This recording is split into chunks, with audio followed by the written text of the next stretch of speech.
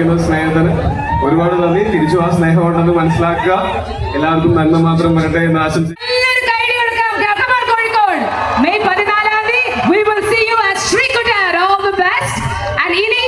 നിങ്ങൾ കണ്ടിട്ടുണ്ടെങ്കിൽ നിങ്ങൾക്ക് അറിയാം. If you know what I'm talking about. I'm talking about, ladies and gentlemen, let's give it up for